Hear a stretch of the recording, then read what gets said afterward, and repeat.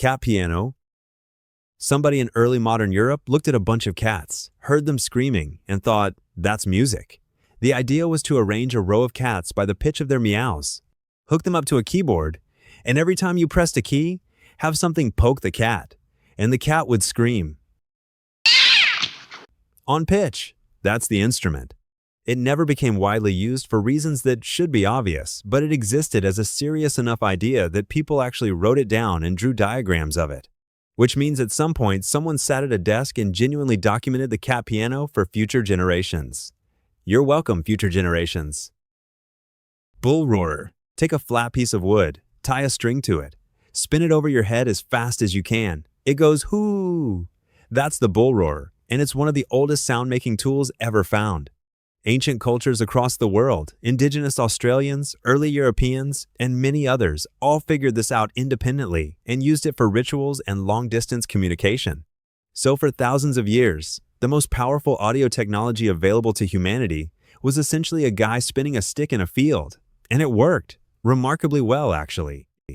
Sistrum.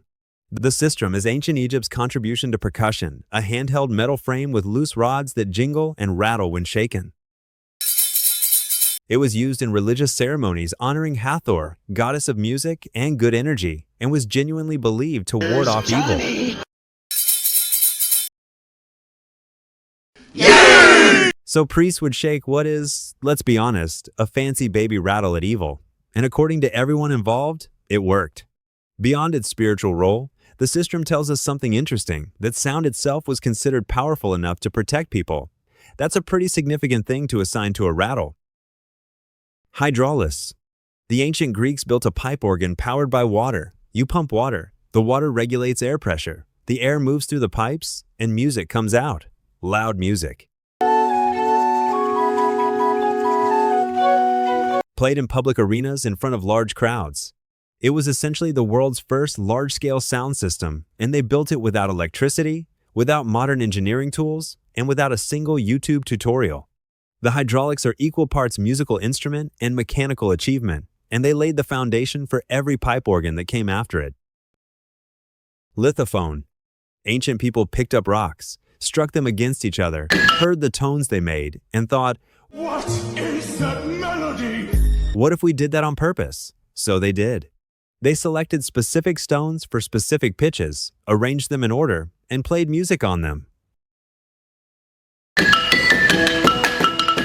Stone music. These instruments were tuned with surprising precision, producing clear, naturally resonant tones.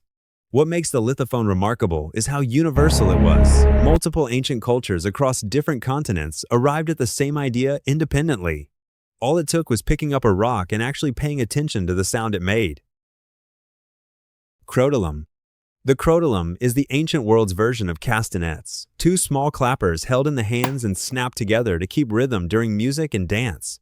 Used across ancient Greece and Rome, they were a staple of performances, adding sharp rhythmic accents to movement and sound. Simple in design, but highly effective in practice. The crotalum is proof that you don't always need a complex instrument to make an impact. Sometimes two pieces of wood and a sense of rhythm are genuinely enough. 2,000 years later, flamenco dancers are essentially still making the same argument.